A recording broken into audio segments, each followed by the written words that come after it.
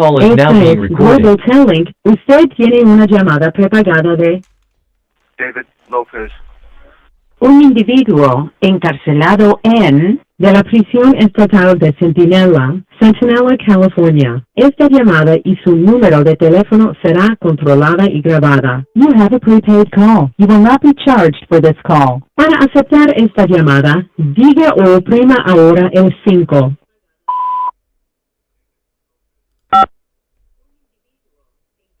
Gracias por utilizar Global Talent. James. Hello.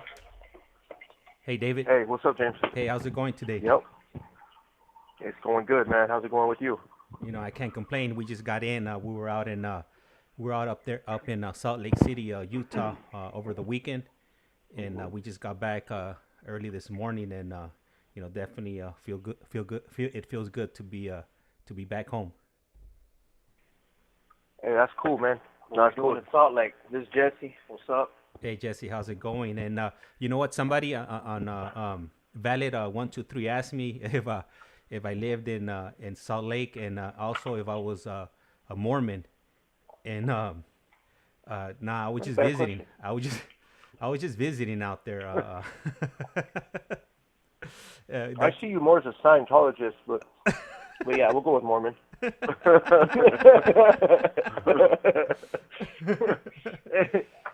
Yeah. Yeah.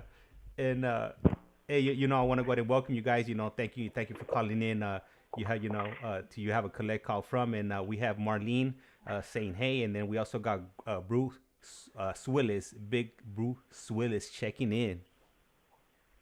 Hey, Brew Swillus, always a pleasure. Yep. Shout out to my guy, Brew Swillus. Always a pleasure. Always a pleasure. Hey, Marlene. Shout out to Marlene. Yep. What's up, Marlene? How you doing? Yep. Marlene's always there. She's Yep. a big supporter. Hope all's well at Shout home out, with the family. Yep. And how's everything been? And Go ahead. No, go ahead. No, I was just gonna ask you how's everything over there on your end? Any changes or anything going on over there? Well, it's freaking terrible. Yeah, it's freaking wailing everywhere, freaking cups on the bars, gnashing of teeth. Yeah, this is a horrible existence. Attica, flood the Yeah. Nah, it's other than the bullshit we've been dealing with the tablets, it's been, you know, constant chaos with the tablets lately, you know, for the last month. Other than that, like as far as the program's, you know, been all right, been pretty consistent. We've been out there playing a lot of softball. Today I actually played my first soccer game. I'm not a big contact sport person because people in prison tend to be too aggressive, and that's a trigger for me, is dealing with aggressive people, because I've been aggressive for a long time. So I try to avoid contact sports like soccer and football and basketball and stuff like that, because every time I've ever gotten on a basketball court, I've gotten in a fight. And so it's just poor sportsmanship on my part, or, you know, poor. If you've ever seen Mexicans or Latinos play basketball, it's crazy. You know what I mean? Because it's more like rugby than basketball. It is. And so for me, it's like, come on, man, this shit don't look anything like these fools on TV. So why you got your hands on me? You know what I mean? And so it gets pretty bad. So I've learned for years I stay away from contact sports, but I feel like I'm in a better place in my life now, and so I said, you know what, I'm going to go out there today. They were just doing batting practice on the baseball field, so it was kind of boring, and so I went out there to the soccer field to go play some soccer, and it was actually pretty fun. A lot of cardio involved there, you know, and so it was actually pretty fun. But other than that, it's been cool right here. I mean, I think I really don't have any complaints. Next week we got midterms, a lot of midterms for Dave has cultural anthropology and the physical anthropology and psychology. And and doing sociology also, but we don't have the midterm for that one. Yeah. Jesse, though, he's got his plate filled, man. Yeah, I got a business entrepreneurship, business 141. I got psychology and I got statistics all this next week coming up. So I've been a little swamped with that, you know, but it's all growing pains. It's all part of the process. So I appreciate having these opportunities. So you know, I take it in stride.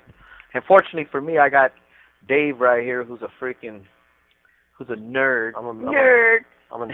Yeah, you know what I mean. So he's able to help out a lot, you know, for the statistics. He's already taken it, so he's been able to help me along the way. And I'm like a tyrant kind of teacher, huh? Yeah. Like I am. Like I mark them. Like if it's a professor grading a test, I'm on them, man. I'm looking for I'm looking for decimal places. I'm looking for zeros. I'm looking for, like, I want his frequencies right. I'm changing numbers on them. I'm tricking them. And I was okay with all that until I came home one day and there was a Catholic girl's uniform right there on my bunk, and I'm like, this is where I draw the line, doggy. Put that on. Yeah, put that on. Put that on. Get your markers. I was like, this is where I draw the line, dog. I mean, he got a big ass ruler and a Catholic girl's uniform right there. I'm like, that's it. Been down a while, Jesse. Put that on and get to work. Yeah, put that on and get your math homework. Yeah, but it was that's pretty cool though. So what were you doing over there in Salt Lake? Yeah, we need to know. We need some information, James. So we actually have a daughter that she goes to school out there. So here and there we'll go ahead and take some trips out there to go visit her. Because it's hard having a kid away from home and she's off on her own and handling school and everything else that comes with school. So that's pretty much it. And then we took advantage of being out there because our youngest, the 5-year-old, she wanted to go to the zoo. So we took her out there. We spent a few hours in the zoo, and it's probably a bad decision going in the zoo in the middle of winter. Esta llamada y su número de teléfono será controlada y grabada. They didn't have a lot of the animals and whatnot. The giraffes were out, so my daughter she wasn't too happy about that. But at the end of the day, she why? Because it's cold. The recording came on. Oh, okay. You're telling me that the zoo animals they put them away like during the winters? Yeah. How do the animals get a day off? What do you mean? If their job is to entertain people at the zoo, how do they get a day off? Where do they keep them? I thought like they're trapped in their freaking in their forever home. Yeah. Do they take them down the street? Do they take them down the street to stay the night at the Marriott, or how does that work? Where are the animals?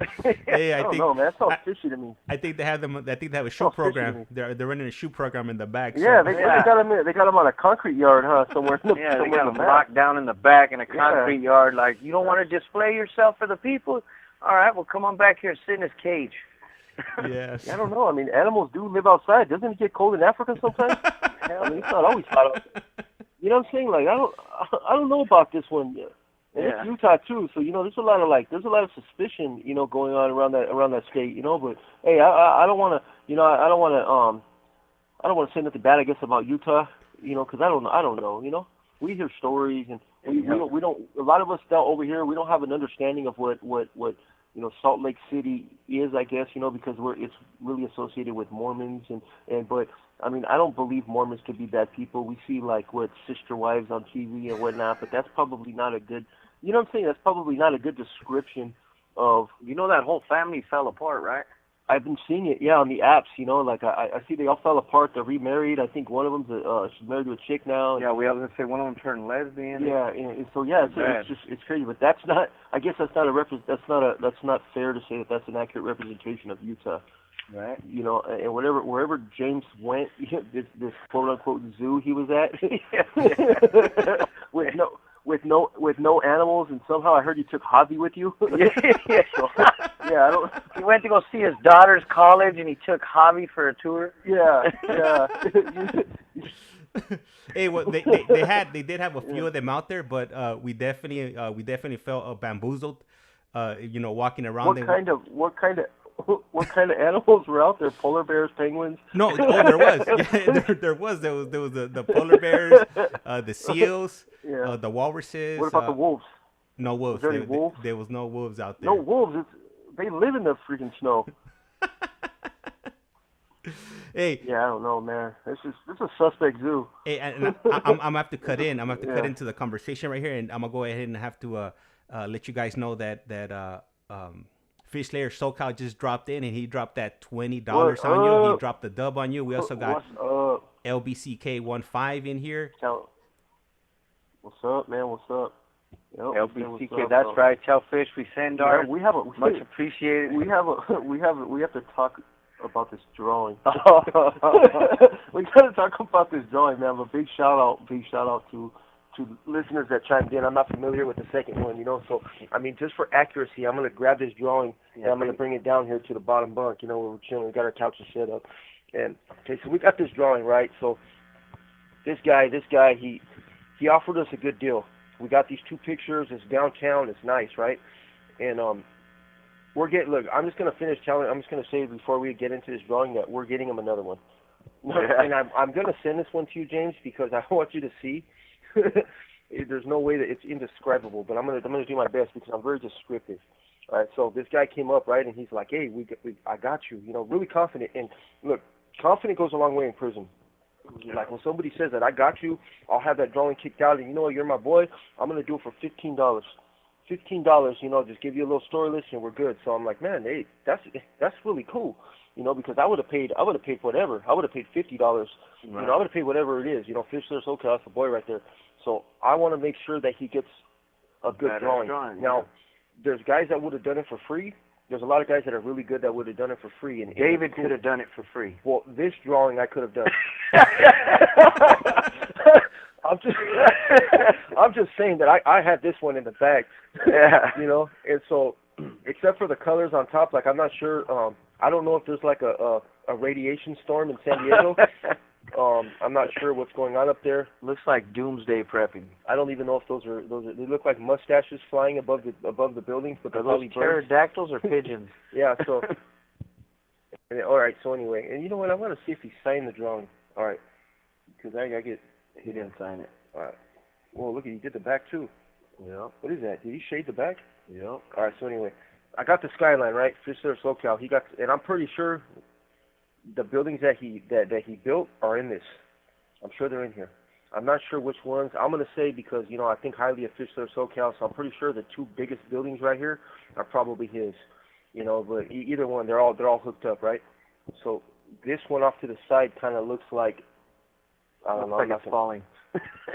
Looks like there's been an earthquake in San Diego. Yeah, I'm not sure, man, if they got any buildings that are shaped like that, like a men's part, you know? Looks like an erect penis. That's what that building looks like. Jess, we're trying to be civil here. Oh yeah, my bad. I forgot there's women listening. Yeah, men's parts. All right, so anyway. Men's parts. Yeah, so we got the bridge, right? We got the bridge in there. It's definitely a bridge. It's actually kind of a cool concept, you know what I'm saying? Like, but he's got smoke. It just doesn't look like San Diego with a twist. And it was supposed to be. That's supposed to be the water. It's supposed to be the ocean. But yeah, I wanted fog coming off the ocean. Did the pattern? Where's the original patterns at? I got the original pattern up there. Jason. But did it look like? No fog. There's no fog coming off the water. No, there's no fog. Okay, so I don't know what that is. Yeah, so there's all the buildings are there. There's like you put color on the top of it. So there's like a pinkish, purplish hue above it. In the skyline, yeah. There's some palm trees. The palm trees actually look pretty nice. I like the way they look. Yeah, he did good down on the palm. Yeah, but anyway, I'm gonna send this anyway, James. And we apologize for it, and we're gonna put a real artist on it. And there's somebody right. Esta llamada y su número de teléfono será controlada y grabada. He gets down super sick. Like I've seen a grip of his shit that's badass. I just don't like dealing with the dude because it's always some shenanigans dealing with him. But one thing when it comes to like when it comes to his art, he's bad and he works quick. So we were just trying to avoid him. But we want to make sure we're able to get you know SoCal something nice, you know. And this one isn't bad. I'm sure he's gonna like it because it's not a messed up drawing. It's just not something that I would see somebody tattooing on them, you know. That's what, and the guy that hooked us up too. I just asked him. I was like, look, man, if you're gonna get a tattoo, right, and this is gonna be on your sleeve, right? I mean, would you put this on there? He's like, well, I'm not. It's not really my cup of tea, you know. Like, you know, I'm not from San Diego. I'm like, yeah, but let's say you were. Let's say San Diego was your cup of tea. You're about this. You built 2 buildings in downtown San Diego, and you got a pattern, man, and boom, here it is. Are you gonna put this on you? And he just looked at me like he's like, I'm gonna go ahead and talk to him. Hey, look, I don't want. He just put his head down and started crying. He just put his head down. He's just like, man, I hate you. You know, he always tells me he hates me. They're doing cuenta right now too. Yeah, we keep it real with him. Yeah, you know, but yeah. So anyway, hey, so Face Slayer put some comments on here. So he puts, I'm gonna do it in.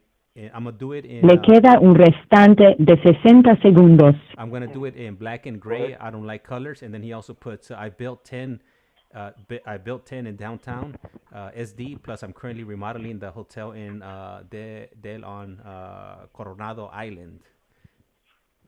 Oh, yeah. See, that's why I got to get out there with him, man, before he builds up everything. Yeah, I mean, I need to get out there and work for him so I can hook some buildings up too. I want to be able to say I built something in San Diego. Yeah, I want to. Hey, that hotel in Coronado, that thing's a classic. That thing's been there for a long time. It's nice. No, but I'm gonna this other dude, like I explained to him that he's gonna be a tattoo pattern, but the drawing is in black and white. All he did was put a skyline in color, which actually it actually accentuates the drawing a little bit. It looks pretty cool. Like it would be the sunset, but again, it's not. I mean, I think this would be cool for like a lower back piece, like a tramp stamp? cool little tramp stamp. Yeah, you know what I mean? But yeah, it's not gonna work. Yeah. All right, so they missed my cue right there. I was trying to give them the heads up that that the call was about to come to an end, but they paused for a moment there, but they kept on going. So we have to wait for them to give us a call back, and then we'll go ahead and continue with the conversation. And these two guys, I love bringing them on. Always have good energy, always cracking jokes and whatnot. So I definitely look forward to speaking to them. And I know I haven't done any new interviews. I do have there we go.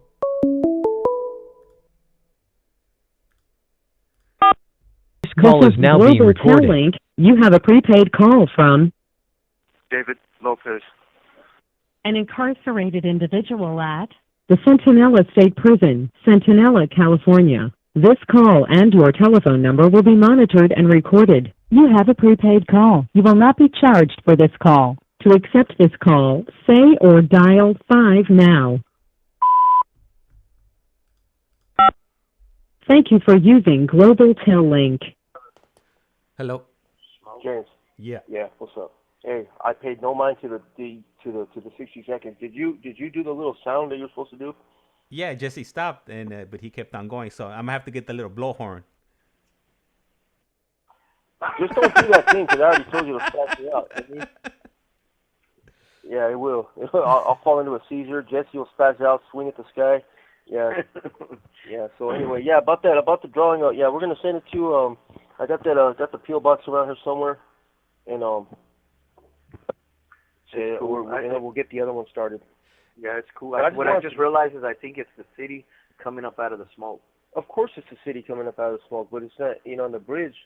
Yeah, the bridge is there, but is the smoke coming out of the bridge? I know, it looks like the bridge might be on fire. Yeah, the bridge might be on fire. That's probably in Hey, the thing is, too, is that the bridge, like, I thought there was a little curve to it, you know what I mean? Like, it's supposed to angle out. Boom, that's how I pictured the bridge coming around the city, curving across, a little ocean right there, the skyline right there, the prominent buildings, you know what I'm saying? Like, right. No, absolutely. Yeah, that's how I pictured it. But I don't have an artistic bone in my body, and I know that he missed the mark on that one. I told Jesse, I was like, man, maybe I am a badass artist because I could do better than this. Yeah. But anyway. But hey, James. Yeah. So this is Jesse.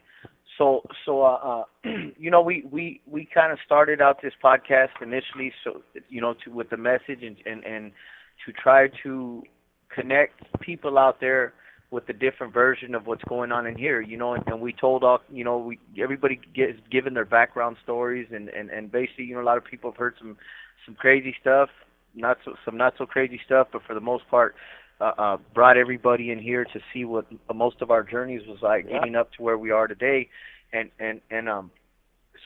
we did that so that we could show people, hey, look at this is where we're at, this is what redemption looks like, and this is what it looks like now that they're investing in people in here, And so we wanted to talk about, to show the tablets and things, other things that they're doing now to help us reconnect, to help.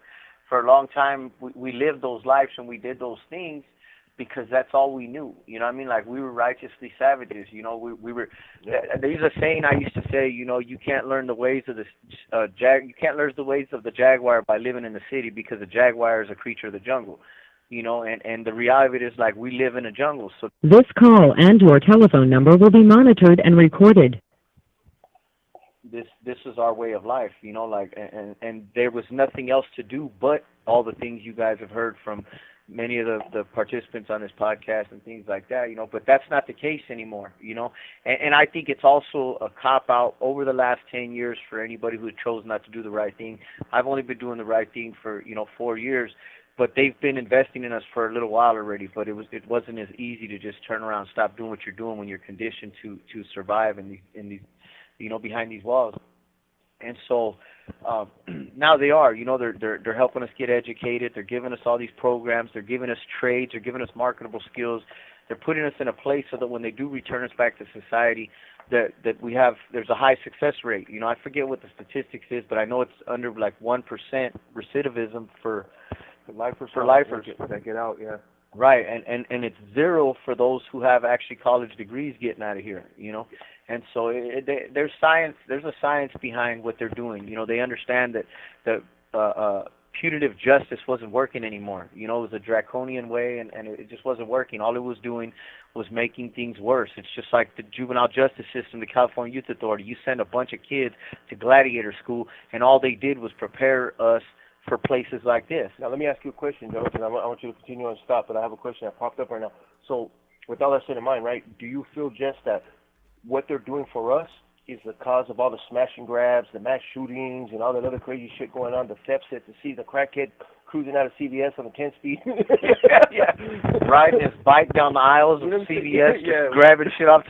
The bike with no tires, just on a rim. But does that relate to what being soft on crime, or is what they're doing for us considered soft on crime? Absolutely not. Absolutely not. I agree with you. What's going on out there with that soft on crime shit?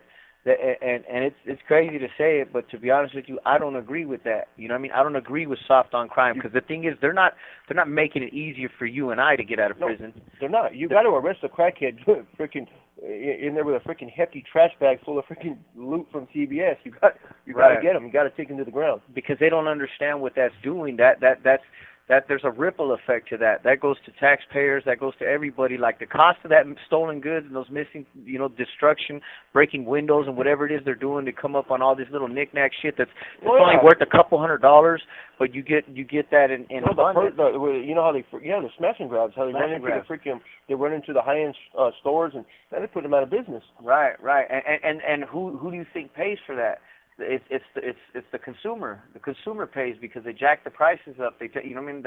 It's just messy. But to answer your question, absolutely not. The soft on crime shit is letting people go for drugs and property crime and stuff like that. And it's basically a slap on the wrist. So it's like the risk is the reward by far outweighs the risk. You know, if I'm going to go in there and I'm going to jack a bunch of shit, Rolexes and a bunch of designer clothes, and I'm going to walk out here with thousands of dollars, and there's no there's no consequence involved in the process. Hell yeah! I mean, why would anybody not do that? But when they're fighting for their addiction, though, that's what they're doing it for. They're doing it usually to support their drug habits, and then there's the big rings, though. They're doing that's the organized crime thing. But that's a whole different ballgame right there, because they got the RICO laws and they got shit like that for those rings, you know. Right. But I'm talking about the average day-to-day dude, you know, how James said, yeah. I mean, we're talking about the druggie. You see those dudes that are coming out of them freaking stores, man. They do not look right. Yeah. No, you're right. They got that sidewinder look, you know what I mean? And they're doing what they got to do. They got the cut off fingers on the gloves. Yeah, they're gonna take that straight to a Connect's house with some rocks. Yeah, no, for sure. And so those guys need help, definitely. You know what I mean? Fortunately for us in here, because who am I to take anything away from them? Or I know a bunch of people, you and you know, like most of the guys that are doing what we're doing today, we're all drug addicts at one time. We may not have been baloney boosting, you know what I mean? I wasn't baloney boosting, but I was breaking the law, I was committing crimes. Now, this is the thing, though, right? This is the question that I asked, right? Okay, so where do we draw the line at? I think they missed the mark completely. I think they missed the mark, right? All right, so what you're going to do full swing across the board, right? We're going to let these guys go. These are the guys that are baloney boosting. These are the guys that are freaking, they're just doing dumb shit, man. I'm talking about the low-level offenders that they're saying that they're flooding the system with these low-level offenders. Now, I think that they missed the mark on the property crimes and whatnot. They missed the mark. If people are stealing people's cars, people are breaking into shit, people are doing... That's causing harm to the community, man. Those people need to be off the freaking streets. You know, those are people that are hurting our families, our loved ones out there. You know, they're raising taxes. They're doing all this other crap to combat this stuff. Those people need to be out the damn street. Now, am I saying lock them up and throw away the key? No, but you have to stop the harm. You can't. It's a hustle. They know that if they get cracked, we would have people get cracked just to bring us dope. Right. And so it turns into the hustle. Like, look, go ahead and baloney boots, get your hustle on, but keep your shit packed, because as soon as you get cracked, make sure that you come and you bring us our clavo in the county, or, you know, and whatnot. That's how we would have wrote it. You know, it's a giant scam. This call and your telephone number will be monitored and recorded. I don't think that they should be. I don't think that they should be locked up and the keys thrown away. But I think there should be rehabilitative measures taken. There should be something to stop the harm. You have to stop the harm. You can't put them back out on the streets, because guess what? You lock them up for 24 hours. I mean, come on. That's when the high really goes away. You're in there. By the time they let these dudes out there, they're probably fiending, man. They're probably coming down crazy. They're gonna walk straight from the jail to the nearest CVS. Yeah, and the first thing they're gonna do, like, why not? Why wouldn't they? They're gonna go straight with. There's all kinds of little ghetto spots. There's all kinds of connects. There's all kinds of people that are around the jails and those little areas. You know, the inner cities. You know, it's called. You know, they know where to put these jails, because the people who have the money, you know, the property owners, they don't want no damn institution by their house. They're going to put the jails where they know it's not going to be such an eyesore. They're going to put it next to the courthouses. They're going to put it next to the bail bonds. They're going to put it next to, you know, right on the other side of those, there's going to be the lower income apartments. There's going to be places for them to go. And right in between those, guess what? There's going to be a CVS. Yeah, and a Walmart. And a Walmart, yeah. Yeah. I mean, you can't stop them. No. You know, so so how is that going to work? That just seems like it was doomed to fail from the beginning. But how does that reflect on the changes that they're making for us?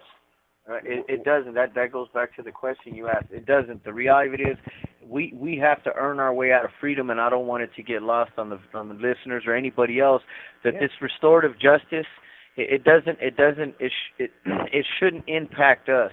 Because the reality is, all they're doing is teaching them to pay attention to what we're doing. We're not looking for an easy way home. No, we're not looking for some law to come into effect that absolves us. Yeah, to cut me loose. That absolves me of responsibility for what I did. I'm in jail for one thing right, you know, at this time. I've done other shit in the past, but I'm incarcerated right now because I murdered somebody. I killed him. He's dead.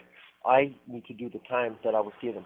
Now, if things change that make me more eligible for certain laws, because, look, I'm put away for decades. The way I'm sentenced to 4 decades. You know, 4 decades with 2 life sentences attached to it. So I got 2 kickstands, 2 L's.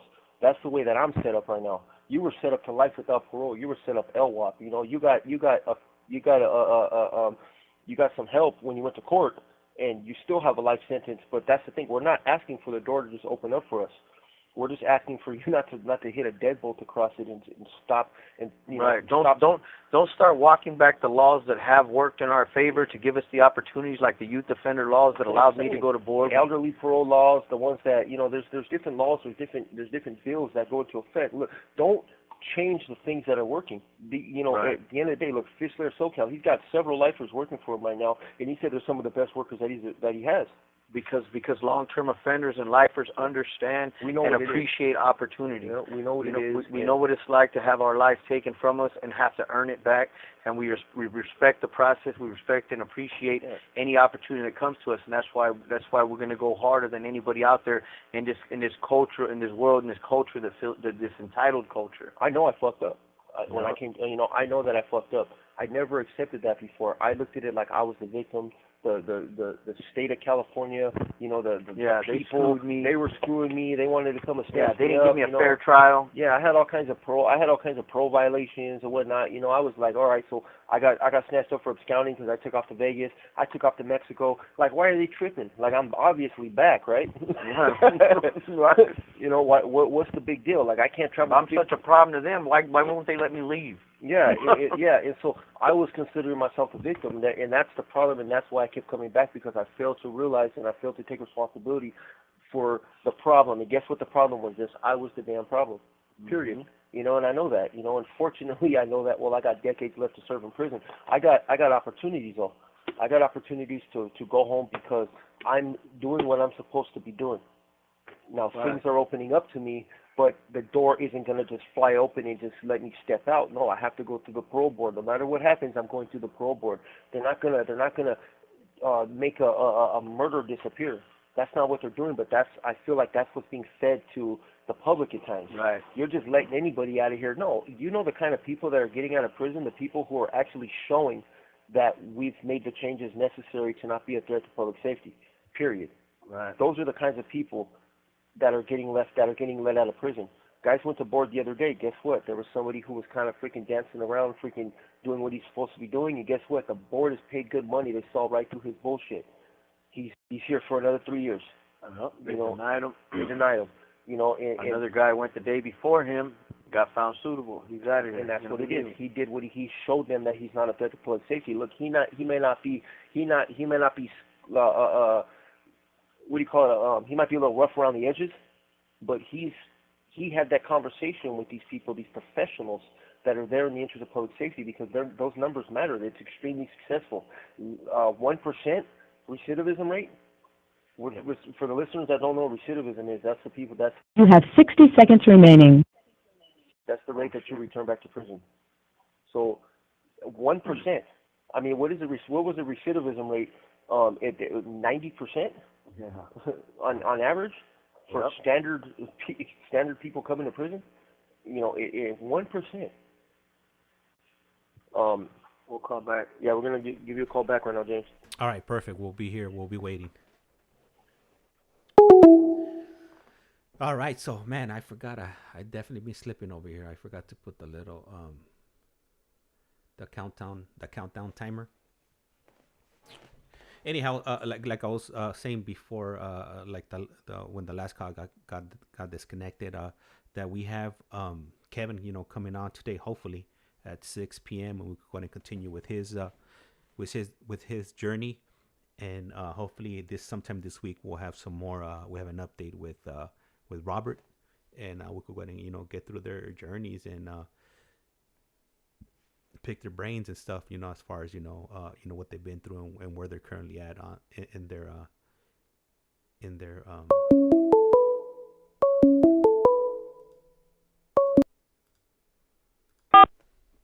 This call is now being recorded. Global Telling. Usted tiene una llamada prepagada de David Lopez.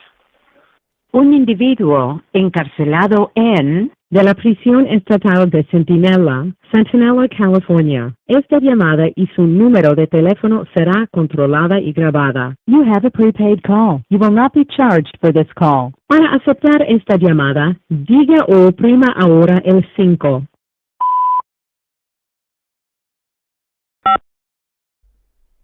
Gracias por utilizar Global Telling. Hello. But it was a good. James. Yep. Can you hear me? James. Yeah. You with us? Yeah, I'm here. You can't hear me? Lost him. Oh man, don't tell me the tablets are acting up again. Oh, the tablet seems like it's working all right. I can't hear you, James. Yeah, no. I'll have to give you a call back right now. Probably. There you are. Yeah. Yeah, I got you. Okay. Yeah, I'm not sure. Did you hear us? No, it's the tablets. The tablets are tripping. That's not me. Oh man, don't even say it. Don't start bad mouthing the tablets, James, because they're finicky. Yep. They're finicky. They'll start tripping. They're like that old Stephen King Christine. They'll start tripping on us. Don't say nothing bad about them. Hey, so do you have any questions from anybody before we continue, James? So you know what I did have some comments on here that I want to go ahead and read off with you. And officially, SoCal was saying that that drawing that you got made is going to be known as Doomsday SD. That's right. It looks like something went off behind the buildings. That's all I'm gonna say. For sure. There's a book called Swan Song. It's about Doomsday. It's a crazy ass book. Everybody's read it in here, and that's kind of what it reminds me of. Definitely Doomsday Swan SD. Doomsday SD. Hey, so no, look. I had a point to all this that I was saying, right? I had a point, and I was trying to. I just want you to understand, and I want all the listeners to understand, right? Look, we didn't just start. We didn't get to where we're at right now from overnight. It took us a long time to basically, be dehumanized to become animals in this place. You know, yeah, I came in. I told you guys I was a scared kid when I came into juvenile hall for the first time. I heard the phone ringing, and I thought it was my mom calling to, like, you know, they were gonna release me and all that. Anytime I didn't understand how the system worked. I didn't understand that during those days when the door closed behind you, that was a permanent decision. I mean, well, it wasn't. Yeah, I wasn't gonna be there for life at that time. But that wasn't going to be undone right there. There's a whole process. I was in the system. Congratulations.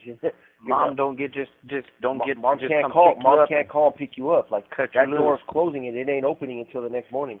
Till they say. Yeah, till they say. And guess what? I'm going to spend a lot of time behind that door. That's hard for a kid to process when I was, 15 years old, 14, 15 years old? Yeah, that was hard to process. You know, but a lifetime, years, you know, of existence out in society on drugs, and in here, I became dehumanized. I became callous. I didn't care. I didn't value a human life.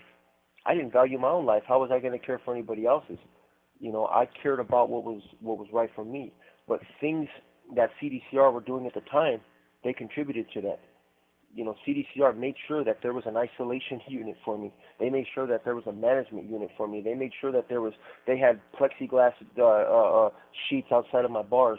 They made sure that they had the proper equipment to be safe for me. They have bulletproof vests that they walk around in, stab vests. They got glass shields. They got freaking big old motherfuckers. I mean, these guys, they got some linebackers, man, to give me some get right, you know, when I would act up, you know. And so those things were put in place, but they also contributed to what I had become and what I was becoming. They created an environment. They generated a kind of environment that helped foster that kind of hopelessness and that kind of violence and that kind of craziness. They didn't rehabilitate me, nothing like that, you know. Right. It was a business for them. It was a business, like every other business in the state of California. CDC was a business back then. That was their motto. It's like, let's keep building prisons. This is the only. Come on, this state has 33 prisons in it at one time. Yeah. That's crazy. But that's not even including what the little camps and jails and all the other crap. Right. You know, they got all kinds of stuff going on. That's not even including the juvenile facilities. Well, you got states twice the size of California that got, you know what I mean, 2-3 prisons. Way less, man, you know. And so that's the thing, though. So CDCR has given us things that are helping. Just like it took years to help create what I had become, there's things being put in place right now that are helping me become who I was supposed to be. Helping me get back to that innocence that I was before, you know, I became something else. So what they did is they put the R behind CDC. It was the Department of Corrections. They brought you here to warehouse you before, where now it's a rehabilitation center, and it's slow moving, but it's happening. There's things taking place right here in prison that would just blows me away to think about what it looks like now versus what it looked like 20-something years ago. You know what I mean? And or even 10 years ago. You know what I mean? Or even 5 years ago, you know, and that's what I'm saying, that, you know, to piggyback off what you were saying about CDCR doing things, you know, like they're investing in us now so much so that I mean, look at this tablet, you know, look at the tablet. They brought an electronic device in here for somebody like me that's been locked up 23 years, you know, like if it wasn't for illegal cell phones, I wouldn't have a clue on how to navigate a tablet, let alone, you know, these apps and these crazy things, you know, like touchscreen tablets and all that stuff. It was a trip, you know, like.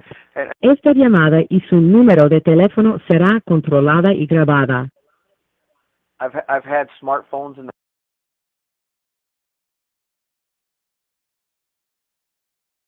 All right, guys. I'm not sure if you could hear me or not, but the audio just cut off, and hopefully we're able to get reconnected. If not, then okay.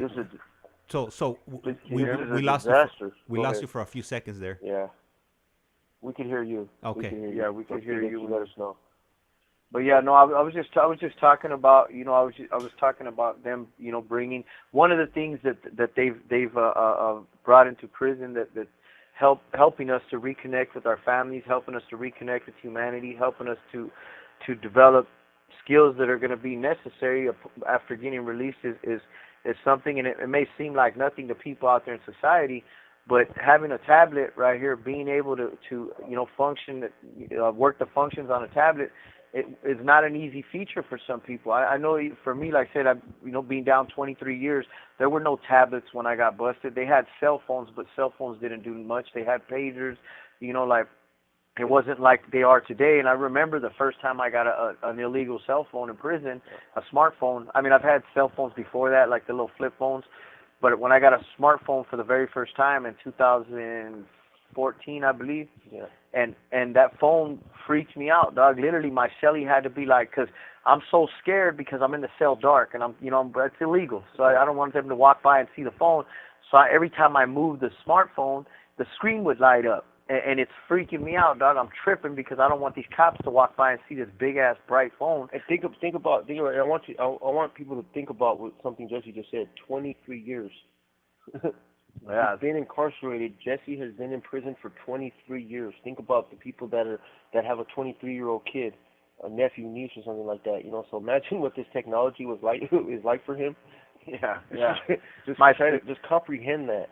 And it's funny because my cellie, the one at the time, he just got found suitable. Matter of fact, a few months ago, I'm probably going to actually have you connect base with him. But we were on the main line. We were in the general population at this time.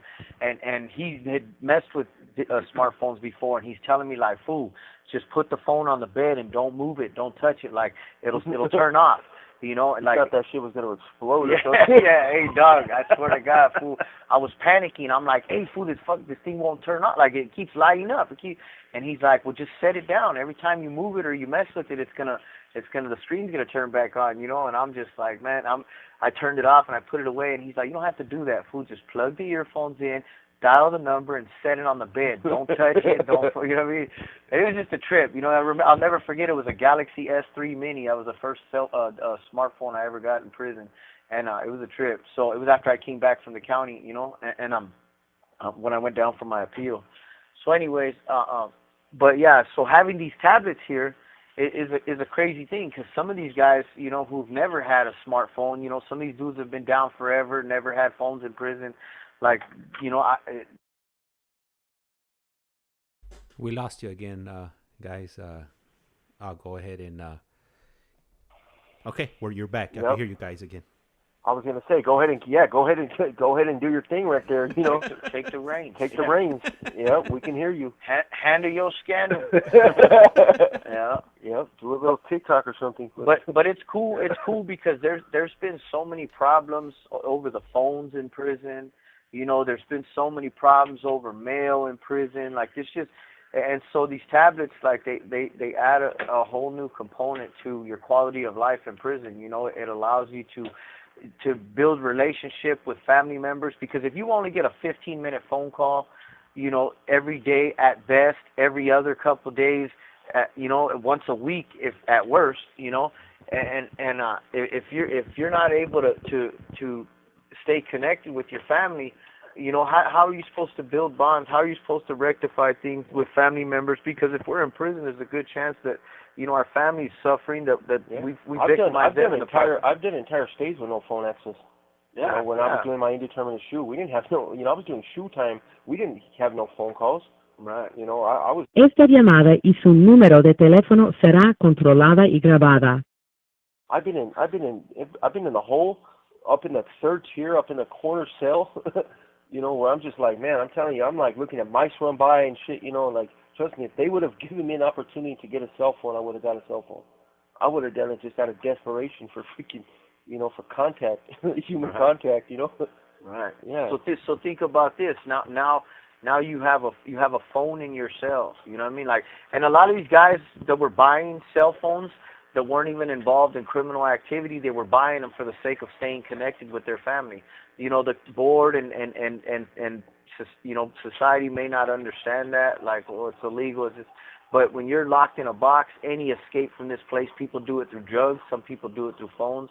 I was addicted to the cell phone. You know what I mean? Like, I had a cell phone in prison for years, and the second I didn't have one, I'd be going through it, And so, It's hard, man. yeah, losing a cell phone in Wow. prison is like kicking dope. It's like you know what I mean? getting back. It's like getting arrested again. Yeah, absolutely. It's crazy. And so, but having these phones, having these you know, these tablets in your cell where you can stay connected through text messages, you can stay connected. Now, not only do you have to focus that 15-minute call on whoever you deem most important in your life, because the reality is, if you have an old lady, if you have a wife, you know, if you have, you know, whatever it is, you have kids, you know, it sucks because you get that 15-minute phone call and it's like, well, who do I call? Do I call my girl who's here, who comes to visit me every weekend, who takes care of me, who, you know, or do I call my daughters, or do I call my, you know, whatever it is, you know, that's a horrible. Once again, we lost you. The audio went completely blank, and we are in the dark. Hopefully it reconnects. All right, cool. We're back. Yeah. There you go. All right. So yeah, so you know, it sucks. So how could you rebuild your bonds with your children, or how can you connect with your siblings and stuff like that? And that's what this tablet has done for me, and I'm sure for you, Dave, because it's given us the opportunity now to say, hey, I don't have to focus 15-minute call on calling my daughter, or calling this or calling that. I can call my sisters. I can call, you know, people that of my support network, things like that, and I can actually strengthen relationships that are necessary for my success upon release. Yeah, it has, man. It's changed my life. You know, it really has, because I had already made a decision not to use any cell phones or anything like that anyway. You know, and it wasn't easy. It was a hard decision to make. It's like, look, basically I have to give up this type of contact with my loved ones because it's the right thing to do. And that's a hard thing to, you know, it's a hard pill to swallow. But like, man, you know, it's the right thing to do, separating yourself from the people who love you. Well, the right thing to do is doing what's legal. You know, and cell phones are illegal in prison. And I know that having those things, I can acquire them. You know, I've been known to be pretty slippery in the past. You know, so it's not. Slimy, yeah, I was a slimy. You know, that's not the issue. The issue is that just because I know I could do something doesn't mean that I should. Just because I know who's you know, like, I can tell. I know, just, it's like an instinct. I'll find it. Le queda un restante de 60 segundos. The thing is it's not right, and it's contributing to this environment, to the violence in here, to the harm, to the criminal behavior, and I no longer want to be a part of that. My family understands that, and my family supports that. Yes, they miss me, I miss them, but That's the 60 seconds. yeah, we had to stay strong. So I'm glad that the tablets came, because yeah, I was feeling it, man. I was feeling not being able to use the phone, having to call my wife, and yeah, I can't call my mom this week, or, you know, that was all bad. But anyway, James, I'm gonna give you a call back. Hopefully the tablets stay on point. Hopefully. All right, cool. We'll be waiting. All right, so you know, well, I think this is manageable, or is tolerable. It's not as bad as it was last week, where the audio was sounding like really choppy. It would cut in and out, or it sounded like they were underwater. I'll take this, you know, in over you know, the other situations that we were going through. So hopefully, you know, it's not having issues. They'll go ahead and give us a call back, and then here we go.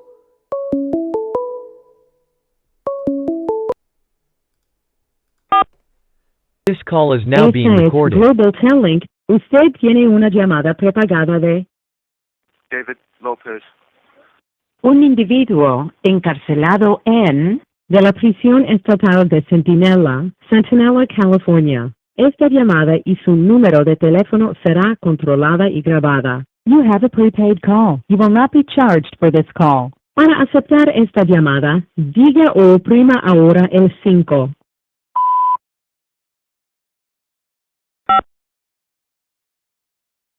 Gracias por utilizar Global Telling.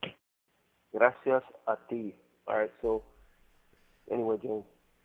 So you here? So you there? Yeah. With us? Yeah, I'm here. Yep. All right. So Now look, with the tablets, right? The tablets brought one aspect, but there's little things that they're doing, right? Such as they approved Levi's 501s. Now they had Levi's in prison before, but they approved them. They approved them recently. They've been gone for like 20 years. So I got a pair of Levi 501s right here hanging from my hanger. Jesse got the pair too. And this is the thing. These damn pants are $75. But, you know, I was blessed to have people that loved me enough and to make sure that I had a pair of pants. And Jesse as well. And I'm telling you, James, when I put these pants on, it just feels different, man. I didn't do what I normally would have done. I would have grabbed some 40s, some 44s. You know, I would have hooked them up. I would have creased them down. You know, I would have had them hooked up. You know, I would have worn with a slingshot all the time. You know, some Nikes, but it's different. It's different. It feels like I did the right thing, that I got my size. You know, I grabbed a pair of 38s. I got them cut to my length. They're not baggy. They fit. They got pockets, man. We've been walking around wearing damn hospital scrubs. Jesse's been wearing hospital scrubs for 23 years. I've been in for almost 14 years. But I was in the system for a long time before that. And I don't know, did I ever tell you, James, what we wear in the hole? No. What our uniform looks like? Nah, I don't think you've ever told us. In the hole we wear we get these big ass boxers, right? Like because you don't have, you know, the jumpsuit that we get is white. You wear white clothes in the hole. And if you stunting though, you hook the white jumpsuit up. You make a little button you roll the little sticks, and then you cut, because they have little ties on the front. Go ahead, I'm sure you can explain it better. But if you're stunting, you're gonna hook your shit up and cut a slit in there and make little sticks so it looks like you got buttons. No, I'll hook them up, man. I'll hook up the. Esta llamada y su número de teléfono será controlada y grabada. I'll hook them up, and it'll be like my life's mission to get a paperclip, and a freaking in a little razor blade, so I can make a sewing needle. You know, and that's what I'll do. I'll just come up on me. I'm telling you.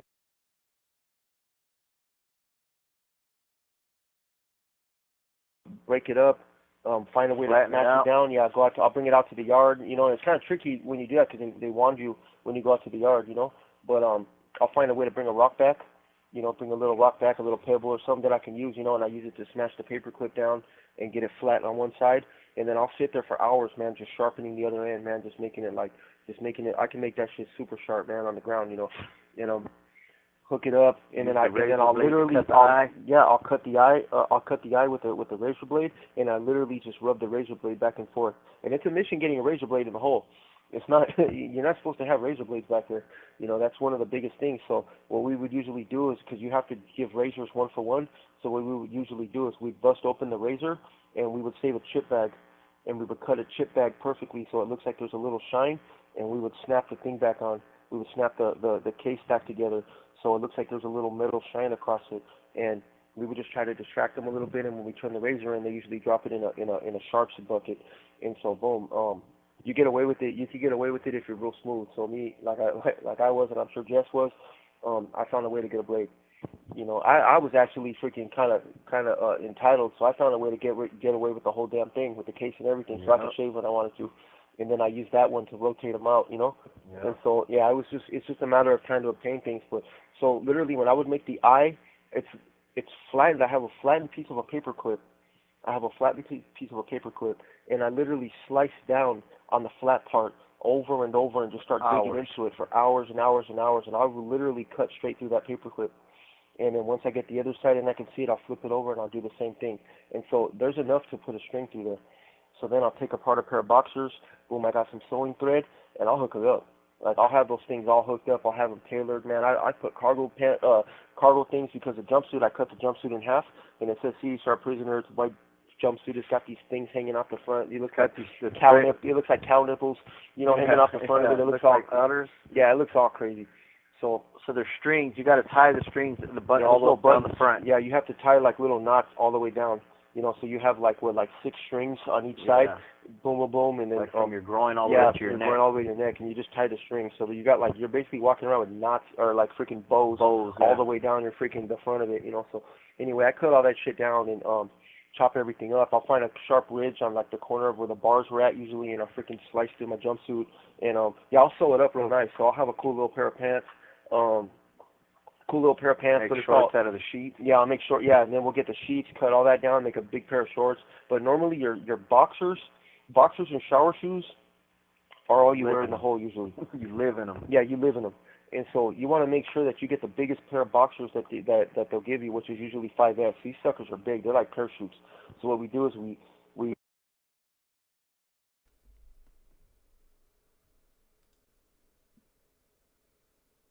All right, guys. So this time we lost you. I was hoping that it came back, but it went longer than the previous time. Hopefully, you guys could hear me. If you guys can, I'll let you know as soon as I'm able to. Nope, yeah, okay. We can hear you now. We can. Yeah. Hey, so where did you leave? Where did we leave out? Did you hear about the boxers? I think it was like that. Yeah, the boxers. Yeah. Yeah, so these boxers, I was talking about these giant boxers, right? So that's what you wear. We get the biggest pair of boxers, and boom, those are our shorts in the hole. And the whole time that I do my shoe term, I literally will wear those boxers the whole time. If I have to leave the cell, I'll put on the pants. Sometimes, the one thing about the hole is it's always cold. It's freezing in that fucking place. So when we work out in boxers, and it's just like an ice box in there. So you want to have pants on usually, And then we get our socks. What we do is we usually have 2 pairs of socks. We usually cut the ends off of the socks, and then we put the socks on and we wear them like sleeves. And then we just put our shirt over. Yeah, that's how you look in the hole, man. You look kind of rugged. Most of us shave our heads. You got 2 types of haircuts in the hole. You got long hair or bald. That's it. So usually I was bald. I was bald in the hole, and then there's guys who just look like fucking. They look like madmen when they grow their hair out. Like there's a middle ground. Like if you don't start shaving your head right away, your hair's gonna get pretty freaking long, and you go to committee every 6 months usually in the hole. So it's a little different now, but this is back in our time. Now I think it's 14 days. Yeah, you're in and out of there. When you go to committee within 10 days, you're gone. Yeah, that's not crazy. They changed it. They back. don't even call it ad sig no more. They call it restrictive housing now. Yeah, short-term restrictive housing. Yeah, that shit's crazy. I would be there 2 weeks before I even got a soup. Just 2 weeks before I got my fish kit, or man, we wouldn't even get property for like a month.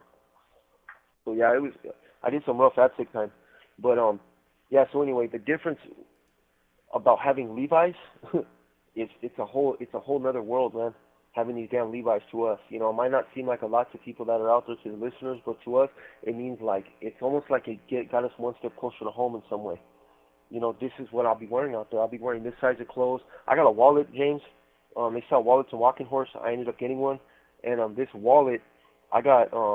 I made the little cutouts, the little picture sleeves, and I got my family pictures in there. I got the kids in there. We don't got money, but I got a few photo ducats in there. I didn't know what else to put in there, so I threw a couple COVID cards. I got the vaccination cards in there.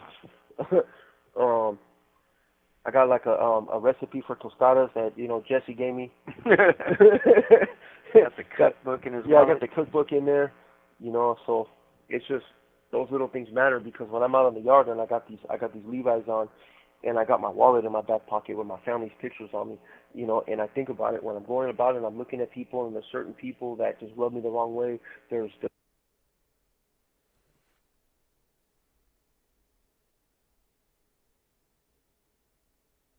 Look, man, no matter what happens, I'll feel like a dumb motherfucker if I put the yard down on somebody and they were to pick me up and search me, and then boom, they're gonna bring out my family pictures. You know what I'm saying? And they're gonna look at them and just be like, look, this is the kind of person that you are. You're gonna fuck someone off with your family's pictures in your back pocket. You're gonna go and you're gonna get high. You're gonna freaking do this and that, and it's just a matter of bringing me closer to home in some way, shape, or form. So. Esta llamada y su número de teléfono será controlada y grabada. Tell me how you feel with your dreams. Yes. I feel like a freaking model. Heard that, James? Nah. I feel like a cowboy. All I need is some cowboy boots and a freaking horse, and I'll be mobbing around this motherfucker like I'm in the Wild West.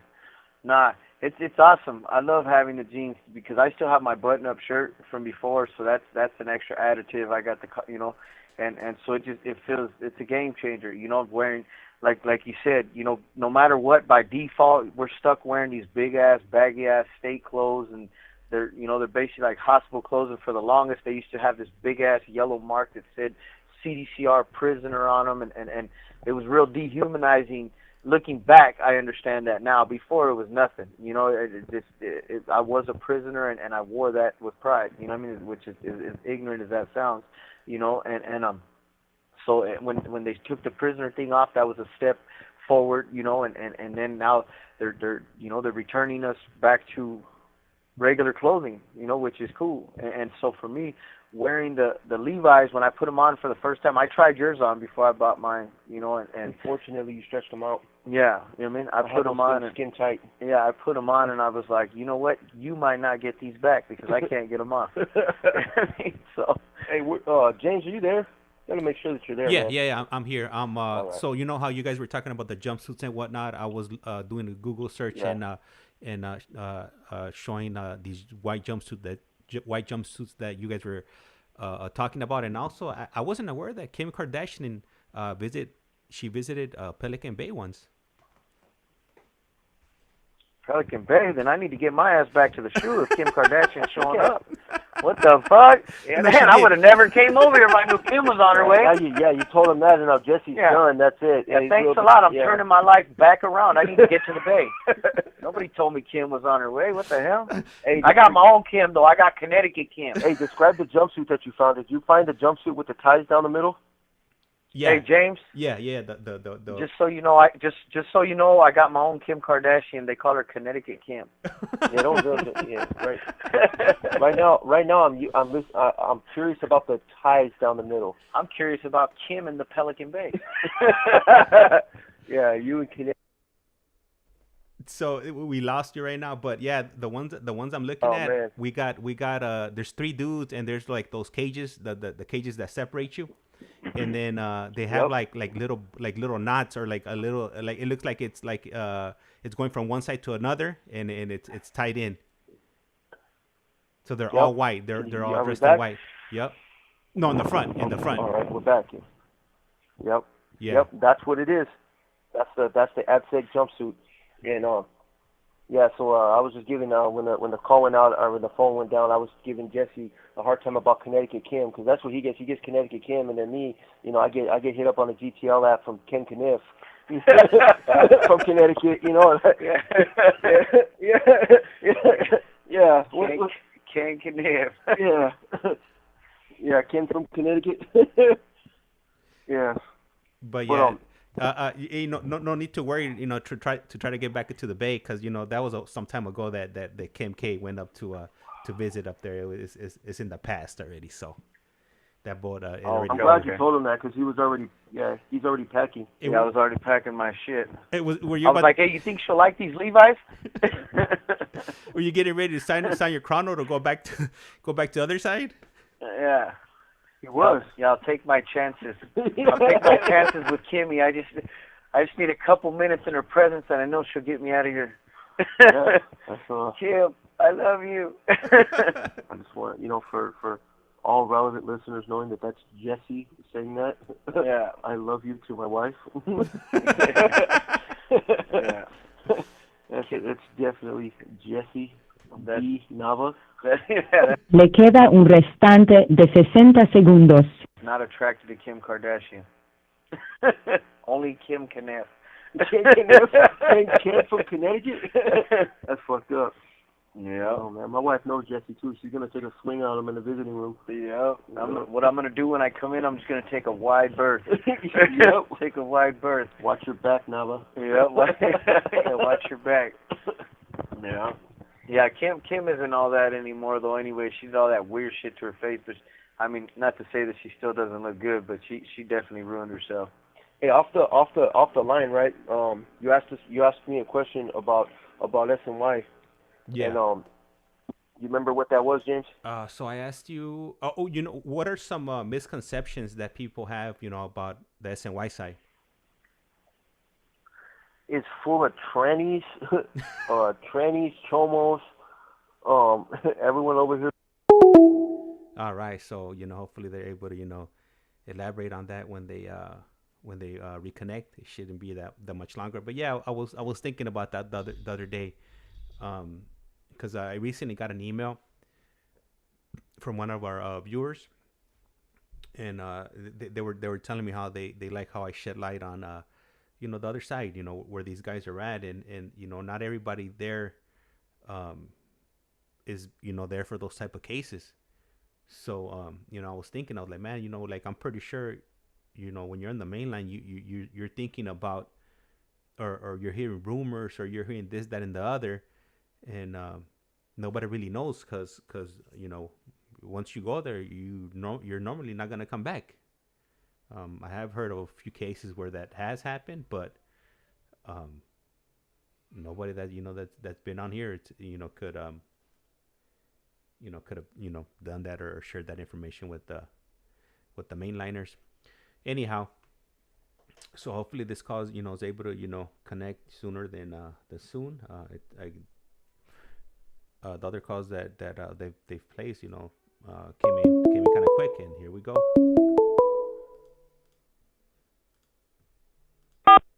This call is now being recorded. Global Telling.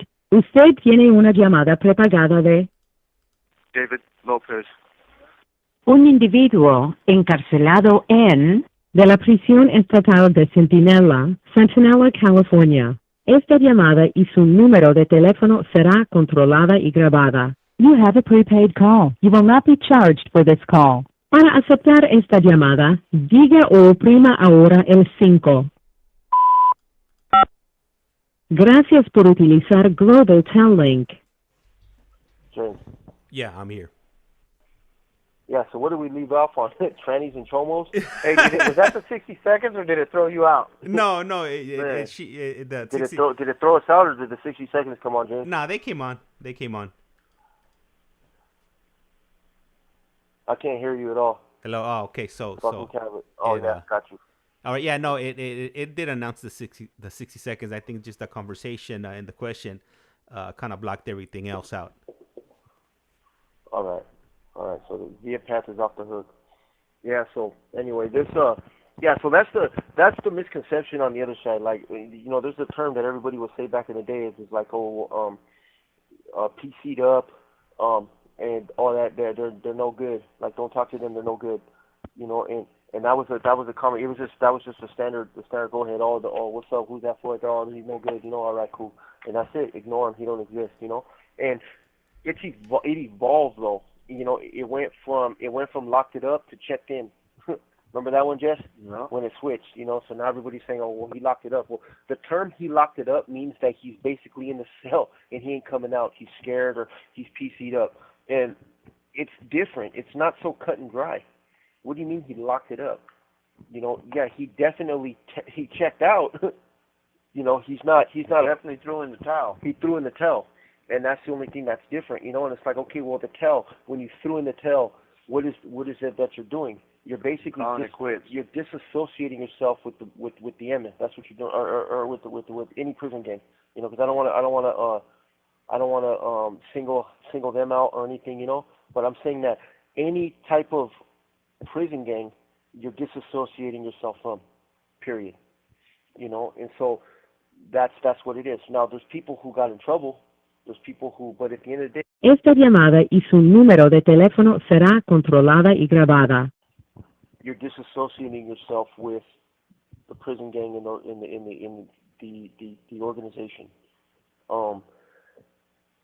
Now, you're not in a cell, single cell. When you first come you're in the hole. When you leave the main line, yeah, you're definitely going to go to the hole, but there's a process to it. Now, the process was easier for us to come over than it is for them now. When we came over, they know when you're in trouble. You got to go, if you're validated, you go through the THU. If you're not validated, they'll try you out. They would try you out on like mixed yards and stuff like that, But it was a little bit different, But people do have to talk to come into SMY. Oh, real quick before I forget, Dave. Yeah. Hey, James. Yeah. remember you ran that tape, that dude, that CO that has that podcast? Yeah. Yep. That prison guard? Yeah, that prison guard. Yeah. That fool's actually a lieutenant. Yeah. He was a retired. He was a lieutenant and he quit. He was actually up there, and yeah, he was with the shit. I actually talked to somebody about him, and he basically left he quit his job basically. He wasn't with the business. He didn't get in trouble in the sense that he wasn't doing anything illegal or anything like that. Like old boy was a disgruntled employee. You know, he didn't like the direction that CDCR was going. He didn't like being anybody's scapegoat, and so he dipped up out of here. So that's just a trip, you know. Like to me personally, I had already painted him with the brush, like preconceived notion, like this dude must have got caught bringing phones or drugs or getting caught up in the business and lost his job, you know. But no, I guess he chose to leave CDCR because he truly didn't like what was happening here. Yeah. So yeah, he was the real deal though. Yeah, he was a lieutenant. He was actually here before. He was actually here when I was on Sea Yard. He used to work in the gym when I was on Sea Yard. So anyway, Spencer, I just want to get that in because something that date. Yep. Go ahead. So you know, right now that you bring him up, I was actually watching one of his videos the other day, and he was talking about how you know how everybody got let out and there's no shoe anymore and whatnot, and he was saying that like those dudes, people are expecting them to to catch like new cases and get indicted on a RICO or whatever, and but that the feds don't want them. So what they're doing now is they're shooting them down to the county level, and that the county is the new shoe, because you know I guess there's like no rules or regulations that the county level has to follow with inmates that are classified like that. So they just throw them in the dungeon, and that's the way they handle it. Yeah, but that's not true though. That's not true. In the county jail, they don't even have ad seg anymore the way they used to. You literally program 4 at a time in the county jail.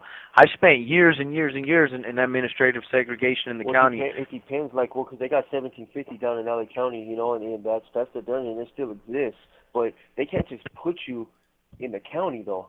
Like they can't. No, they can bring you down there for your case. You gotta have a reason though. Like they won't just house you at the county level because you have to your state property. Right. Unless you commit a crime. Yeah. So you have to commit some sort of crime though. Because I mean, I'm pretty sure I'm not using the exact words he's using. So I think what I'm gonna do one of these days, or maybe later on, I'll go ahead and if you guys give me a call, and I'll play the video for you, so you get the word for word, because I don't want to misinterpret anything that I heard, because I'm not well versed exactly on like the topic that the dynamics of the county jail prison. Transfers and whatnot. Hey, we want to chime in too on another. Oh shit, I hung it up. Esta es Global Telling. Usted tiene una llamada prepagada de Javier Yáñez. un individuo encarcelado de la prisión estatal de Centinela, California. Esta llamada y su número de teléfono será controlada y grabada. You have a prepaid call. You will not be charged for this call. Para aceptar esta llamada, diga o oprima ahora el 5. This call is now being recorded. Gracias por utilizar Global Tel Link. Hey, Javi. Hello. Hey, what's up, homie? Hey, we're live right now on the air. I was actually in the middle of it was in the middle of the call. I was trying to look, I'll hit you up in a little bit. I gotta answer the other call, Javi. Okay. All right. Bye. Handle, homie. Handle. All right. Esta es Global Tel Link. Usted tiene una llamada This prepagada call de is now being recorded. David Lopez. un individuo encarcelado de la prisión estatal de Centinela, California. Esta llamada y su número de teléfono será controlada y grabada. You have a prepaid call. You will not be charged for this call. Para aceptar esta llamada, diga o oprima ahora el 5. Gracias por utilizar Global Tel Link. Hello. Hey, James? Hey, sorry. Yeah, I didn't hear the 60 seconds. No, that was my bad. Go ahead. So what happened was What another call was coming in, and I was trying to send it to voicemail, but I pressed the wrong button. I put a hang up on you and pick up the other call. No, I was gonna just let all the listeners know what we had talked about earlier.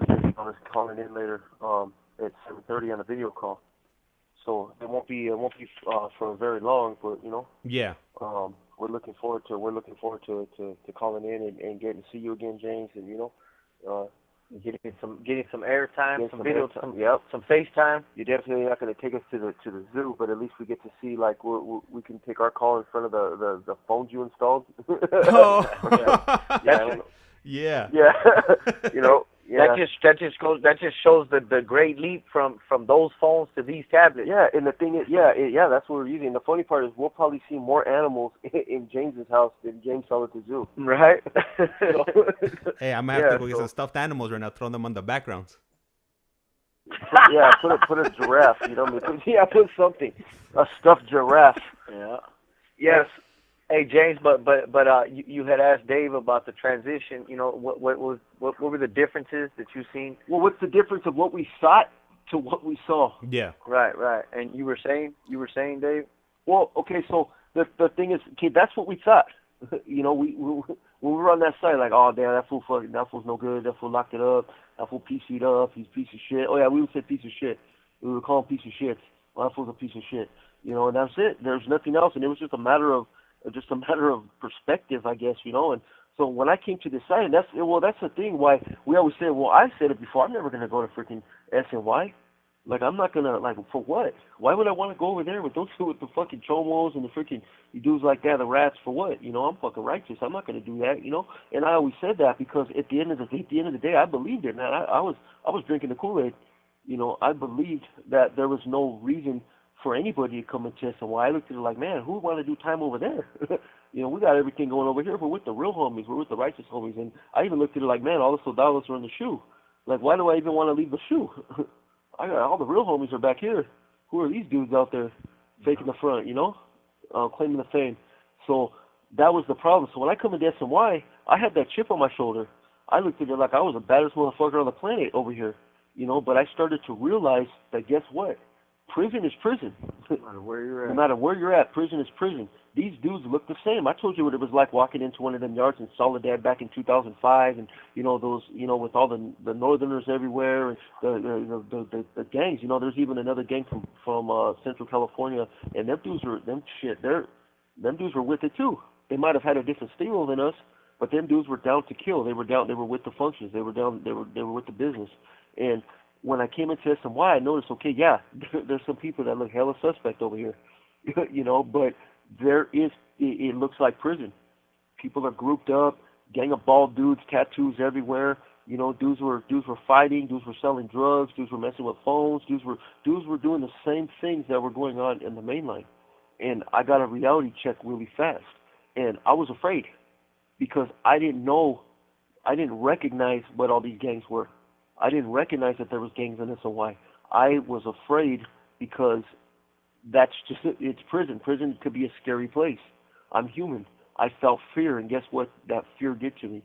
That fear turned into anger because that was my protective instinct, and I became violent, and I repeated the process. So what I started to notice though was that, okay, once I got into a safe place, my safe place was safely back into some sort of gang activity. That was my safe place, gangs and drug activity, because I knew that I could control with drugs. And I started to see SNY for what it was. It was just like any other place. Different. Yeah, it was definitely not the majors, but things were still happening. I was on a 180 level 4 in SNY, and it was a freaking madhouse. I would have preferred to be on the 180 level 4 in the main line. At least I knew what was going on. At least there's some law and order, some sort of boundaries and discipline to keep. Absolutely. You go to SNY level 4 180 and it's straight mayhem. Freaking pandemonium, man. I was in Tehachapi and it was pandemonium. I told you, James, about the snowballs with razor blades.